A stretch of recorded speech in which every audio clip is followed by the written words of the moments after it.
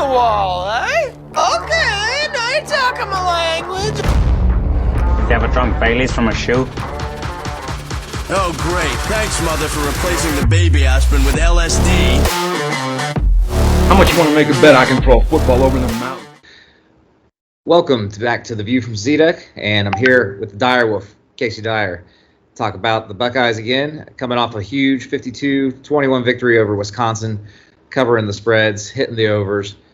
We both split on it last week, but the Buckeyes looked better than ever, especially offensively, against what was supposed to be a good defense. I'm not sure if they actually are, but they might be.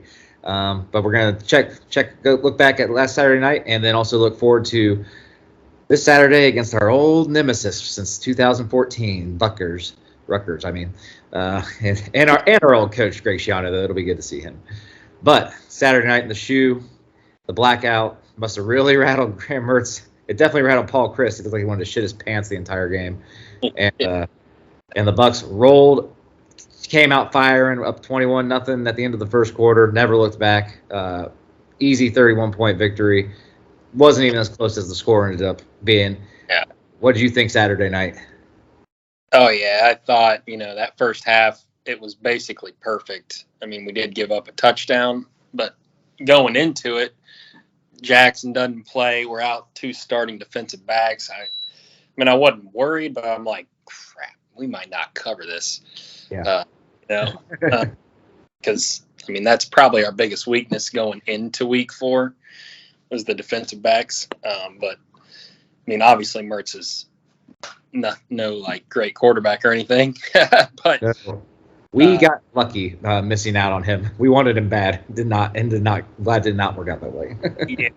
But every week, I swear this defense, I don't know, like statistically, if you like to nitpick every little thing, you might argue, but they're getting better every week. And that run game, like you said, the game wasn't as close as the score showed. Like we were holding Allen. Oh. We were containing him all night, and then the third string defense is in there, and their starting offense is still in there, and then that's when they break that long run. Without that one, he won't even break 100 yards. Yeah. Yeah, the defense was fine. I think if they would have, I think a little bit. I didn't like Wisconsin's game plan. I think they should have really, really just tried to run it on us instead of just kind of trying to, because the Mertz throws that pick on the first series. Basically ended the game right there. They get, like you said in our podcast, you're like, if they get down 14-0, game's over. They're down 14-0 5 minutes into the game because of that interception. Yep, I thought of that too. I remember saying, we get the ball, we score, we stop them, we score. Then then they're coming back the whole time, and they're not built to do that. And yeah, you're right. They forced the issue a little bit on passing the ball. Maybe they thought we weren't going to expect it. But yeah, that right there, it's kind of silly to say 14-0 in the first quarter, the game's over, but it really felt like it. Once we were 14-0, I thought the game was over. I was like, there's no way we're losing now. Yeah. Yep. Pretty much. Yeah, that's the way it goes. And also, I thought if they would have stuck with the run, though, they needed the game to be like 21-17. So, trying to keep up with us is just a bad idea. And they were having some success running the ball, but Tommy Eichenberg was all over the field. Oh, man. 14 tackles, 2 tackles for loss. By far our best defensive player in that game, with the secondary being hurt. It was funny. Right after we made our podcast and I picked the under, I was thinking about it more. I went and looked at actually their loss again, and they'd actually moved the ball pretty well against Washington State. And I'm like, you know what? I bet the over hits. I just felt like we were going to score no matter what, and I was like, they're going to score enough on us. And then, obviously, we almost covered the over by ourselves, so it made it real easy. But yeah, and I've been kind of keeping track of where we stand nationally, and starting out, our defense was great against Notre Dame, but then we gave up, some points in the next game. And after week 3, we were 43rd in the country against the pass. We moved all the way up to 22nd. Obviously, that's because they weren't really trying to pass the ball a whole lot. Dropped in rushing from 25th to 39th, and 39th's not great, but the last two opponents we had that running quarterback, Mhm. and then Wisconsin. They run running.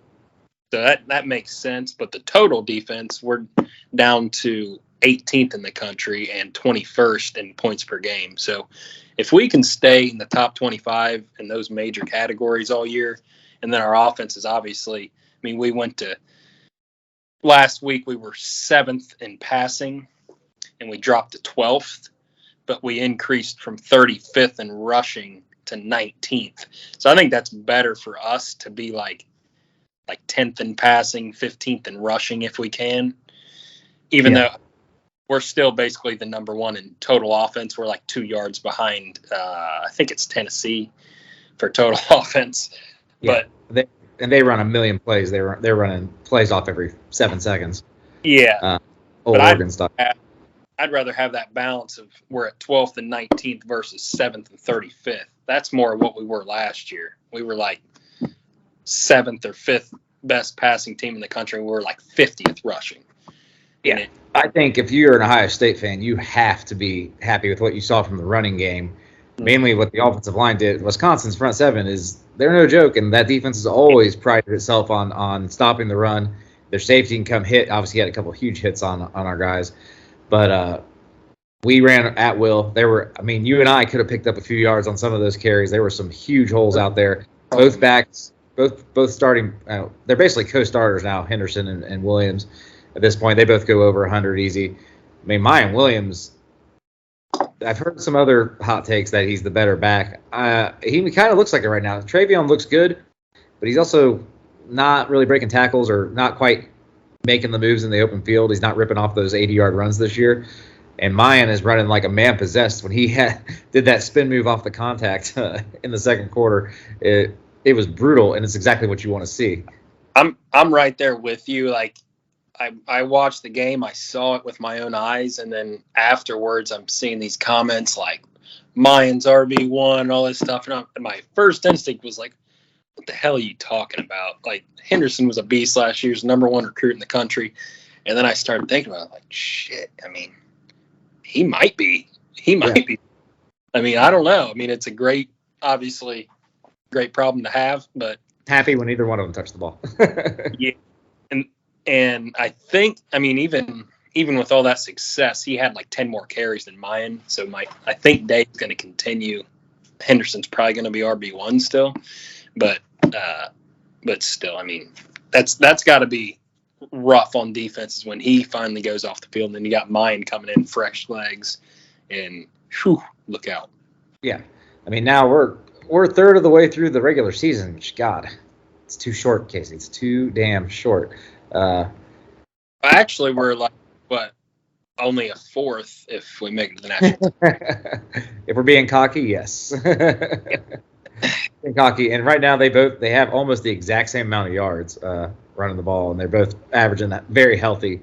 Travion's about 6.5 yards, and Mayan's at 7. So they're both shredding. CJ's tied for leading the country in touchdowns, second in passing efficiency behind TCU's quarterback who never really throws it. This offense is clicking. It's the offense we said at the beginning of the year was going to be the best offense in the history of the program. We're even hitting the tight end for once in our lives. Hey, we couldn't forgive ourselves if we didn't mention Stover in this podcast because, oh my God, it's like every fan have been waiting for that. And I don't think it was just like an aberration, like a one-time thing. No. It makes sense if you think about it. We have all these stud wide receivers, so they game plan for that, and then this dude just strolls out there uncovered. Why not? What I'm thinking, and I'm not really sure if I can verify this in any way, but Ryan Day's talked about in the offseason that he likes to add wrinkles. You have to be changing because defenses are going to adjust to you. If you do the same stuff every year, it's not the video game. They're going to be able to figure it out. And maybe getting the routes seem different. He's actually down the field. The problem, always what the quandary is with how great our wide receivers are is why would you throw it to the tight end for a 5-yard game when you can throw it to the wide receiver 15 yards down the field? And now they're running Stover. He's averaging like 20 yards a catch. Yeah. He's third in the team. 16. Yeah, he's third on the team in catches and yards and fourth in touchdowns, but he's averaging almost 16 yards a catch at tight end. We'll take that, baby. That dude was getting rocked. And it's kind of crazy that Stroud, I mean, his numbers were ridiculous and he looked great, but it was probably one of his worst games of the season. He was airman. He was high a lot. Yeah. He was high. He was leaving his guys out to dry a little bit. They got rocked a few times between Stover and I think, was it Abuka or no, Marvin?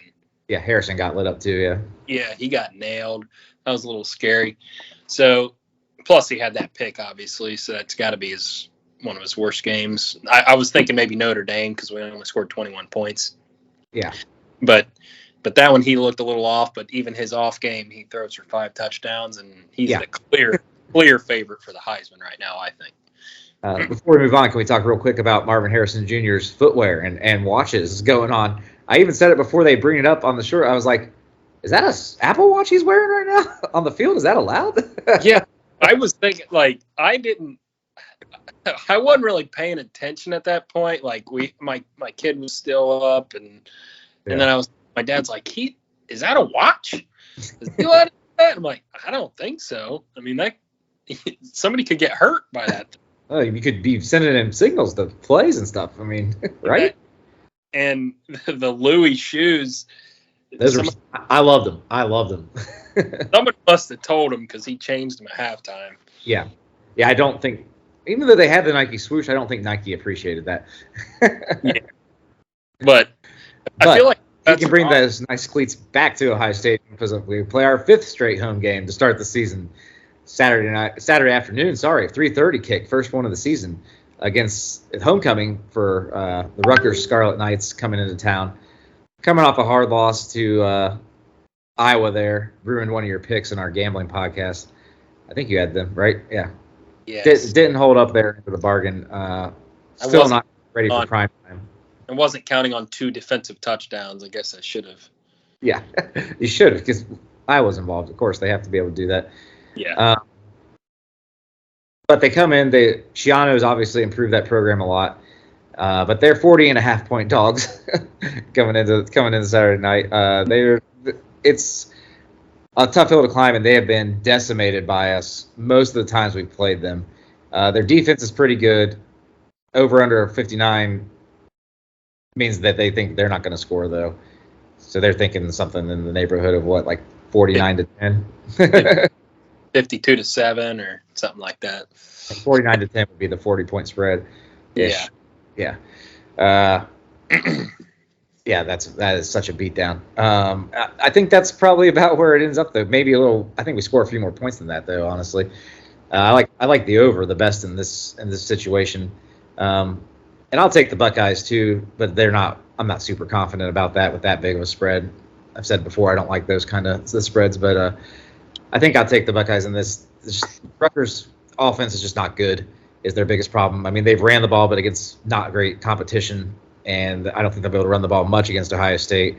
And they can't pass, and that's like our weakest spot. It's still, I mean, the secondary obviously is banged up as it was, is questionable, but if you can't throw the ball anyway, it doesn't matter. And even though we're still only at 7 sacks or something like that, or 9 sacks on the year, not a lot.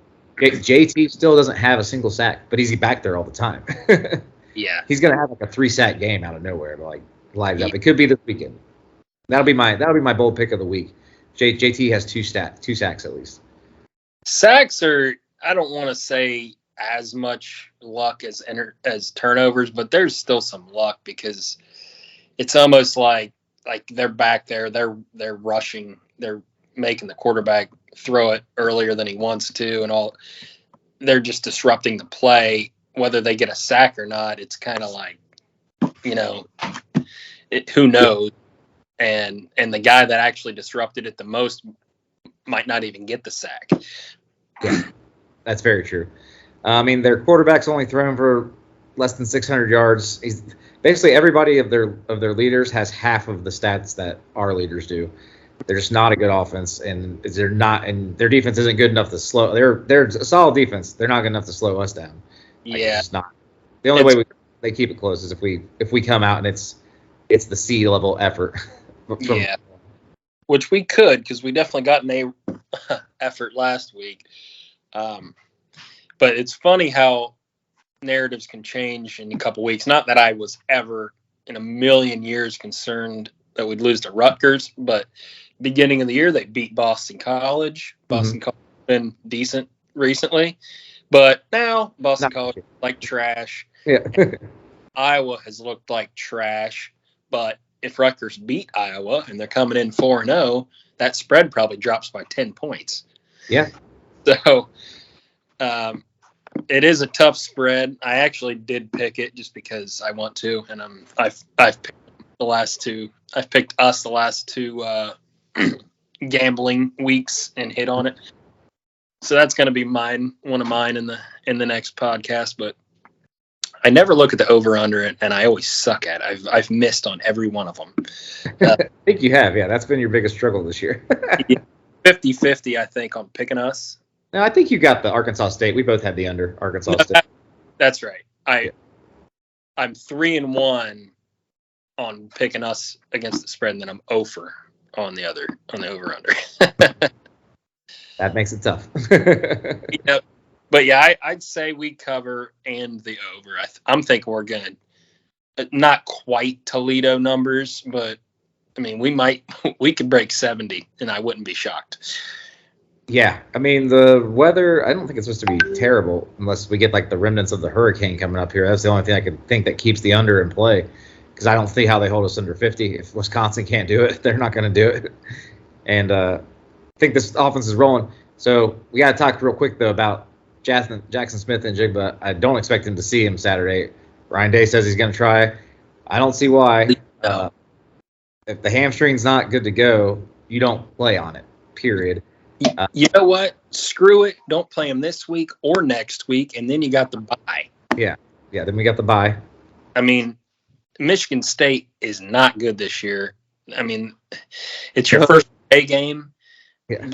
That's a little concerning. It's your very first away game. Some of these younger guys, might be a little thrown off after playing the first 5 games at home and all that.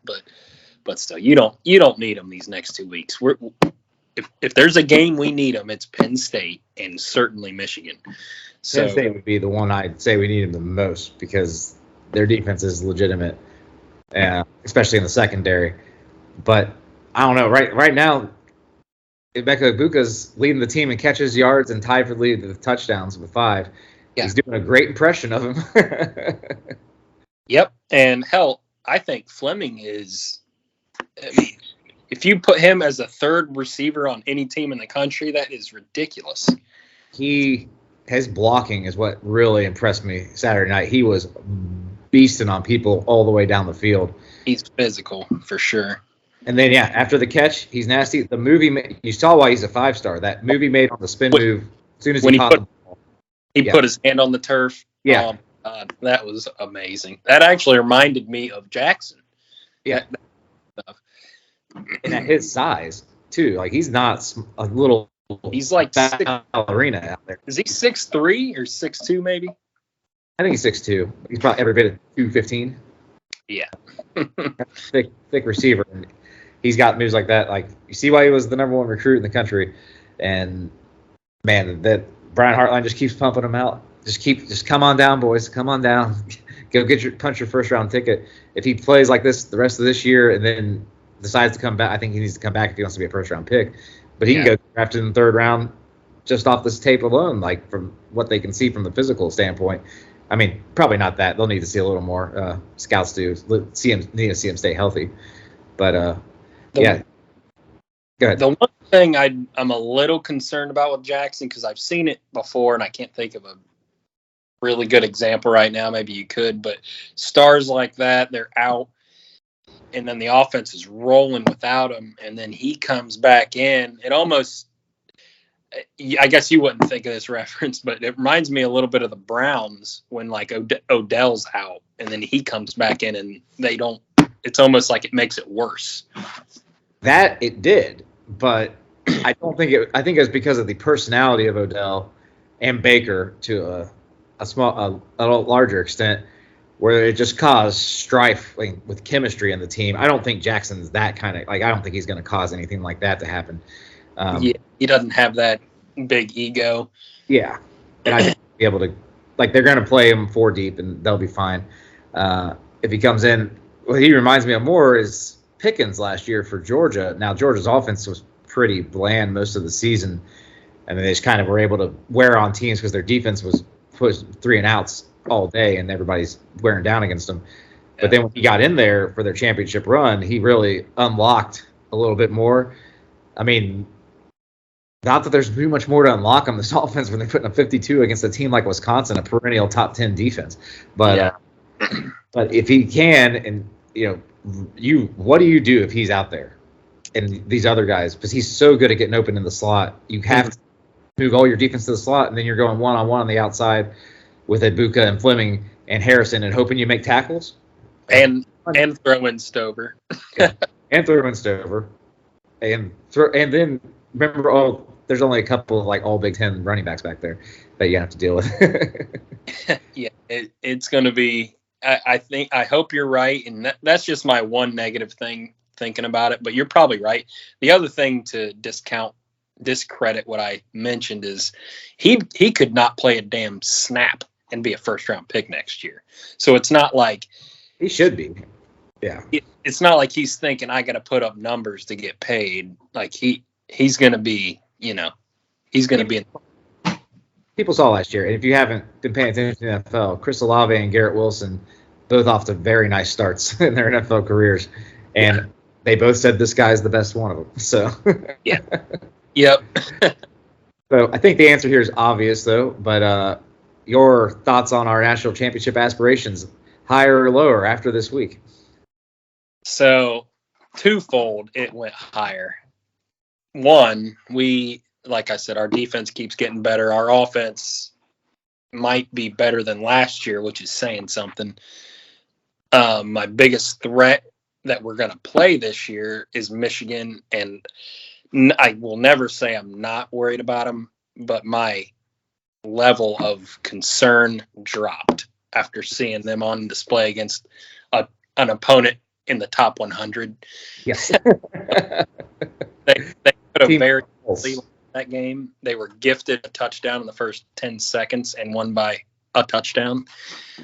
And then Georgia struggled against Kent State. I mean, that's probably just a one-time thing, but it made them look human. Like we're at least we could give them a go on any given night. The offense plays like it did Saturday, especially it's the line of scrimmage. It's what happened at the line of scrimmage that gives me all the confidence in the world. If we're dominating a good defensive line, good defensive front seven, now Georgia's going to be better than and Bama also, as well. Yeah. Anybody who play in the playoff basically is going to be better in the trenches than Wisconsin, but not by a lot. And they dominated up front. If they are clicking like that, I don't see how anybody keeps this offense under 40. And I think the defense can keep most teams under 40. I don't think Georgia's offense is that potent. Bama's definitely can be if Bryce Young's out of his mind. But we've already seen him play one pretty good defense, and they got held in check the whole game. So it's definitely possible to keep them under 40. So mine is up, and I'm just like you. Michigan doesn't worry me. Penn State is definitely the worrying game now. They're top to bottom. They're a very good team. But Sean Clifford, I think, ends up choking that one away no matter what. If they do keep it close, he'll find a way to lose it against us. And you know what? There's a lot of bad teams in college football in general this year, though. Watching these games, seeing these outcomes, the games I don't get to watch, there's a lot of teams that I'm just like, you're just not that good, and you've just been beaten by other teams that aren't that good. I really think the top three are by far the top three: Bama, Georgia, and us, and Ohio State. And then after that, I mean, USC is still having incredible turnover luck. They forced another 5. And Jason's like, well, eventually, you got to just acknowledge that they can do it. I'm like, there have been 6 fumbles in their games, 3 by them and 3 by their opponent, and they've recovered all 6. That's just not how it works.